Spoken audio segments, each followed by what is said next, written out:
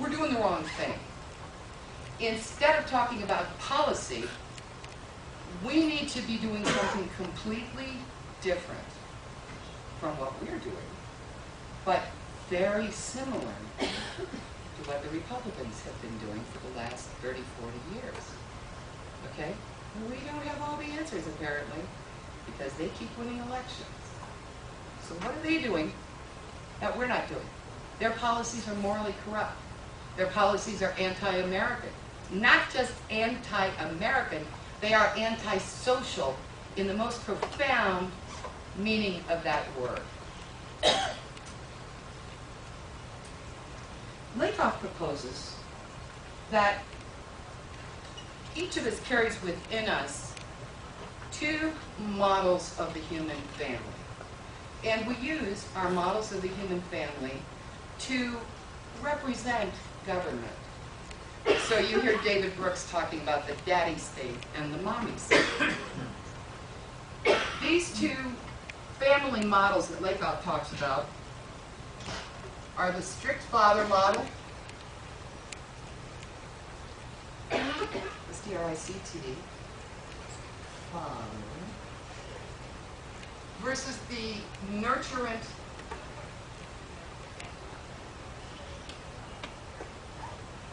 parent model. This is shorthand for a set of moral precepts. What goes on in a strict father model? I know that you know if your father ever said to you, I'll give you something to cry about. Or if your mother ever said to you, wait till your father gets home. What goes on in a strict father model family is a hierarchical situation. The father runs the family. He is the patriarch, and yes, that is the noun from which the subsequent noun patriarchy comes from. Okay, so in the strict father model, the father is the ultimate authority. What he says goes. These are his jobs. He is to tell his wife what to do because she doesn't know. She's a female, she's weak, she's probably not terribly disciplined. If he's not there to tell her what to do, oh, he knows what'll happen. Riot, run large, the children, the house, So good thing he's there, because he's going to tell her what to do. He is also responsible for instilling discipline. What an important word. Discipline into his children. In fact, this is his main job with regard to his children, is to instill in them discipline. And in this model, this strict father, patriarchal, hierarchical model, discipline is instilled by punishment. And it's quite clear that on the conservative side, child rearing, the installation of discipline, is to be accomplished by physical force. You are supposed to hit your kids. In fact, you should probably hit your wife if she's stepping out of line. So hitting, violence, punishment, physical punishment, painful physical punishment is what that model is reliant on when it comes to child rearing. The big guy in conservative child rearing is James Dobson, who was recently, the book is Dare to Discipline, sold millions and millions and millions and millions and millions of copies. And he recently amended his position on physical discipline of children. This is spanking, this is hitting. He recommends a paddle, a belt, a physical object with which to hit your family members. Says that maybe you shouldn't do that prior to when a child is 14 or 15 months old. Yeah. Millions and millions and millions of copies. Millions and millions and millions of copies of that morally corrupt idea out there. This is us. Yay. We're the good people. Give us a hand. We're the good people. We are the nurturing parents, are we not? We can see the possibility that a family could be run by a woman. Or two men, and you see how this attacks the fundamental moral structure of the conservatives of this country. Because without the father, with two fathers, with no father, with two mothers, put them right in the cardiac arrest. And that's why they're so opposed to gay marriage, for example. So what does a nurtured household look like? Everybody participates. This is a democratic model of how to raise a family, right? And so the objective of child rearing in the nurturant parent model is to raise children who are responsible for themselves, responsible to others, and responsible for others, able to take, willing to take responsibility for other people, for the well-being of people that they may not even know. Raised right, those nurturing parent kids are empathetic. They can imagine themselves in someone else's position. They can imagine what it feels like to be someone else. They are empathetic. They are responsible, and responsible about carrying out that empathy. So you have the whole chain. You feel with the other person, you take care of yourself, you take care of the other person, and we all go forward together. What does punishment look like in a nurturing parent? If the most valuable thing is nurturance, empathy, coming together, what is the punishment? The punishment is you don't get to be with us for a while. You'll be in a timeout. Or you don't get to be with your friends. You'll be grounded. But we don't hit in this family. We don't hit. So the punishment is temporary exclusion from inclusion. And that is understood to be punishment. It feels like punishment, doesn't it? But it doesn't exactly hurt. And there aren't any welts, no cuts, no bruises. So the fact is, incredibly, that all of us pretty much have both models resonant in our way of looking at the world. So what this means is, all we have to do is to help people go from activating this model, when you're talking about politics, to activating this model. Now you're asking yourself, possibly, when is supper? Or maybe you're asking, why doesn't it work for us to just present the facts? Because the facts tell the story. Pick any statistic you want out of the last 30 years. The last 30 years, pick any statistic you'd like to have that's on our side, which they all are. And the unfortunate nature of our brains is that if the fact that you present to someone appears in that person's mind in the context of one or the other of these family models for government, right? We project this onto government. Could I explain that? If the fact I present to you is there are 6 million Hispanic children in poverty and only 5 million white children and only 4 million black children. And we should do something about this. If you've got the strict father model operating, you're like, well, I don't care about that. They're not my family. I'm in it for me. My responsibility is to the whole, is to do the best I can for myself.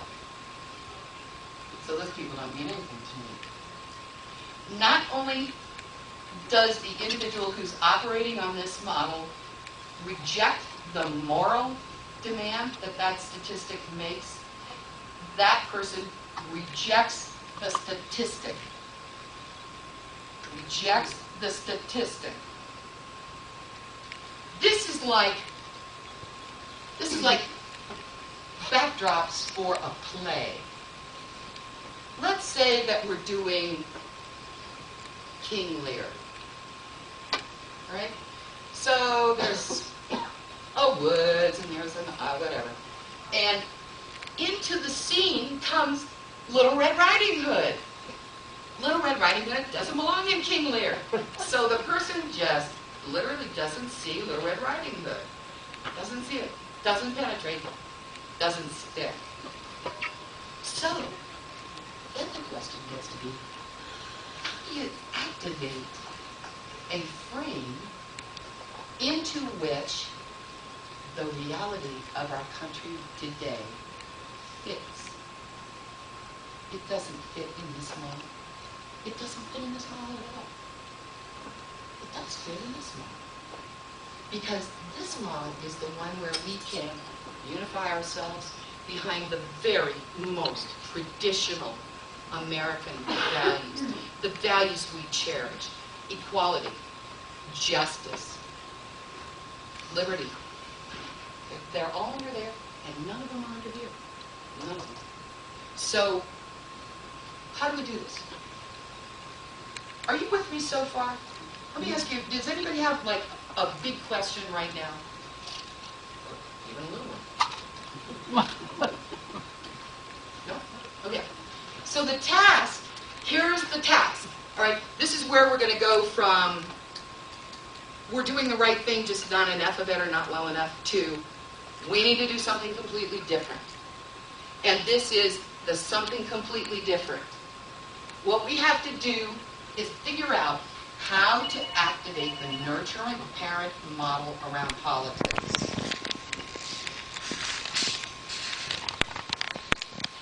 So what would you guess you have to do?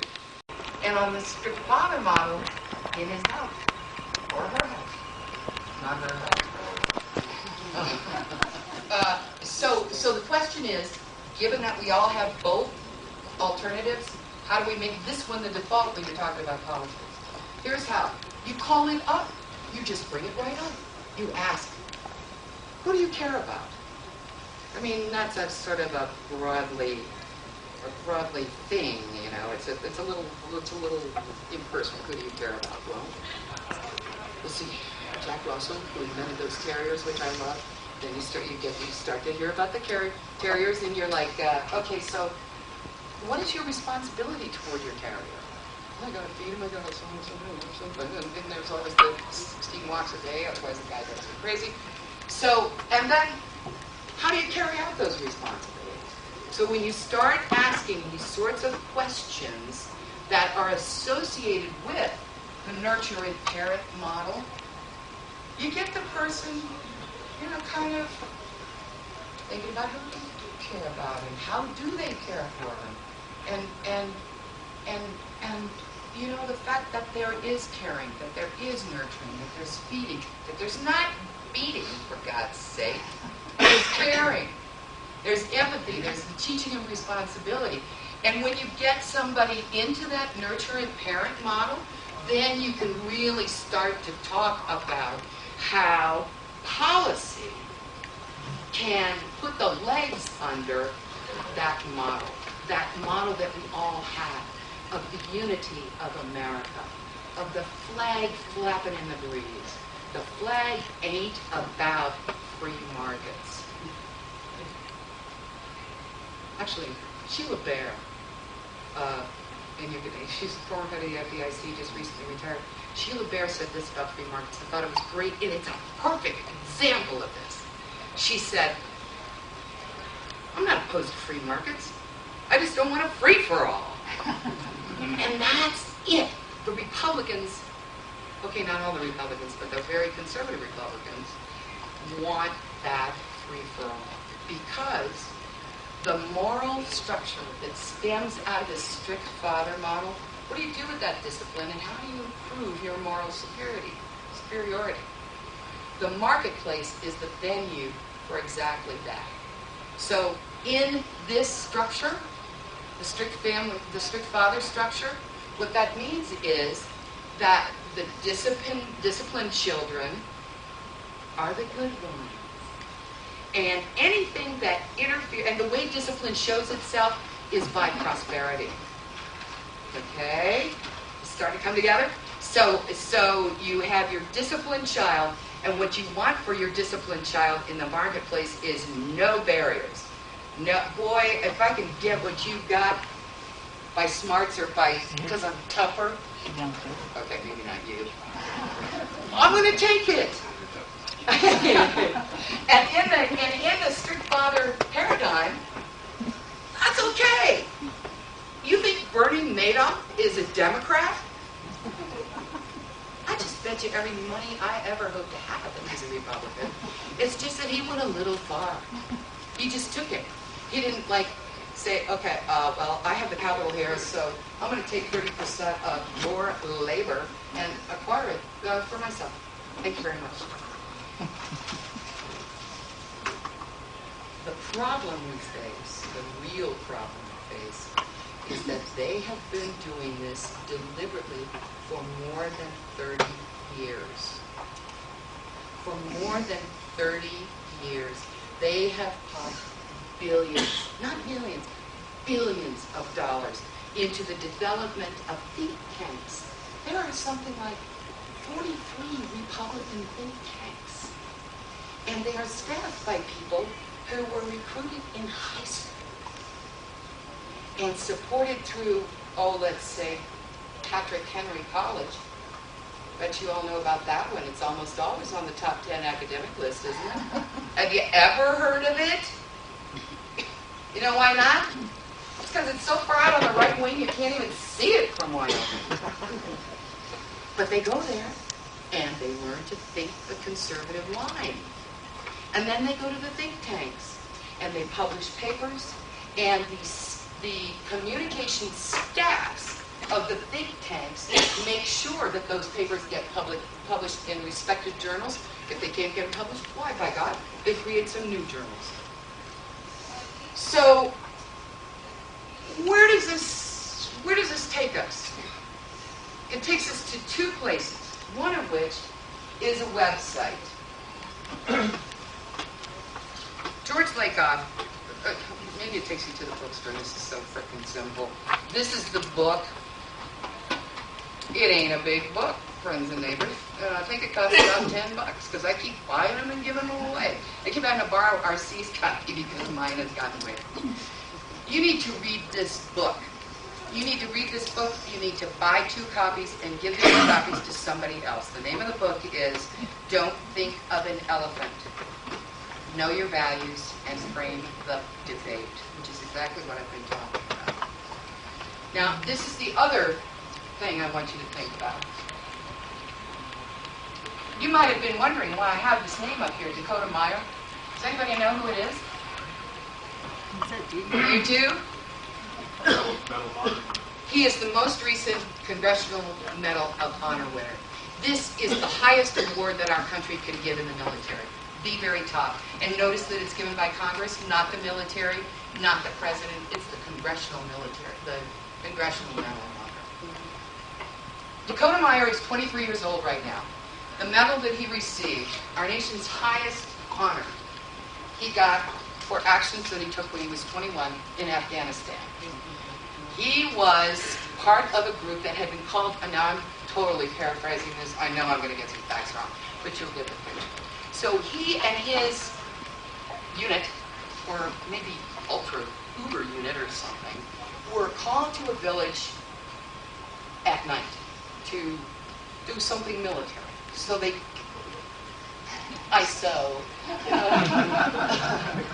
but I have guns, so don't be getting any wild ideas. Okay, so they get to the village. Some of them get into the village. Suddenly the lights go out and the shooting starts. It was an ambush. Dakota Meyer, who at that time might have been a corporal, might have been a sergeant. It's a little tough to tell from the what's on the net about it. Said to his commanding officer, said, "No, you're not going in there to get those guys out. Are you kidding me? It'll just be the investment of more resources in a situation that's going south fast. You're not going." He says, oh yes, I am. Those are my brothers out there. Those are my buddies. So he gets another guy who got the Navy Cross, by the way. The other guy gets in a truck. He's the driver. Dakota Meyer is on top of the truck. This is a gun truck with an exposed machine gun position on top of it. So he is sitting on the top of a truck. There's nothing above him, and he's shooting the machine gun to knock back the enemy. He goes in. The first thing he does, get this, the first thing he does, the first people he comes to are 8 Afghans. They're not even Americans. Afghans. They scoop them up. They shove them in the truck. They're back behind the line. They unload them. They go back for another load. They went back.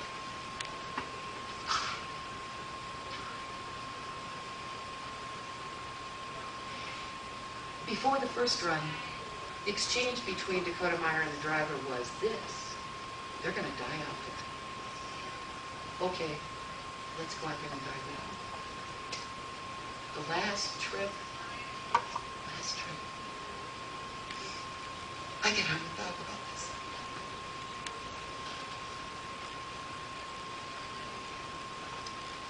The last trip he picked up the bodies of his 4 close teammates who had died.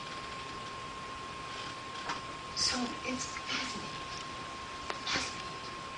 that in a culture that is looking at this model as if true, that's what we honor. We honor the guy who said, screw this. That is us out there. I'm going to get us.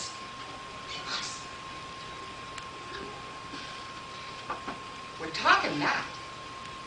Oh, yes. And the reason why is because Democrats haven't figured out how to activate this. So now I'm going to call you on your shit. Pardon the French, but there it is. I was listening to the conversation about how the money's going to flow. And I was so struck by how easy it is to be captivated by the idea that competition is the way an individual will succeed best. We've got to have the money in our individual accounts. The fact is that we succeed best the more we work together. And this is how this kind of a family succeeds. You know, the business of this kind of a family is to raise children who can enter the world and do good. The business of this kind of a family is to create people like Anita. That's all I got. Any questions? I'd like to know how you convince that individual that is voting as the strict father votes. How do you convince him that they are actually voting to hurt themselves and actually to hurt the country? I love your presentation. You beat the shit out of him. Well, look, this is an interesting question to me because it iterates the fundamental error in our thinking about this, which comes from the Enlightenment, which was going on like in the 1700s and forward. It was the sort of the philosophical umbrella under which our government was created. And its main tenet is that people act in their own self-interest. And so what you're asking me, I believe if I got you right, is how to show them that the vote that you want them to cast is in fact in their self-interest. Or I'm talking about somebody who doesn't beat their kids, that takes in, Michelle Bachmann adopted 125 kids. Mm-hmm. She's the very worst of all of the people that are promoting the strict father. That's right. That's right. So why do you She think people adopted vote for her? 125. I mean, this is the question at the top of the talk about why do people vote the way they do? Why do they vote against their self-interest? And it's because they don't vote their self-interest. That Enlightenment idea of the reasoned actor is, in fact, not true. Not true. Did you hear me? Not true. That idea that people vote their self-interest is not true. true. It is demonstrably, chemically, demonstrably not true. What people vote is either this or this. They vote their values. These are American values. These are antisocial values. We all have both. I mean, let's face it, we got the gimme. You know that TV commercial, the Keebler TV commercial where the kids come home and there's only one cookie left? I'd be out with my knife saying, okay, which half is biggest? All right, you split it, I get to choose. Not it. There's no cookies that we need. We just have to get together and bake. Anything else? I'm hoping Elizabeth Warren hit it on the head with her quote the other day that's been widely publicized. Do you think that she's on the right track with how to bring that out? You know, everything I have ever heard from her makes me just want to kiss her feet. Yeah. Because she's like telling the truth about what it is. Thank you all. Thank you all not only for being here, but for the service that you provide, not only to our party, but to our state and to our country. It's very much appreciated, even though the voters hardly ever walk up to a precinct person and say, thank you.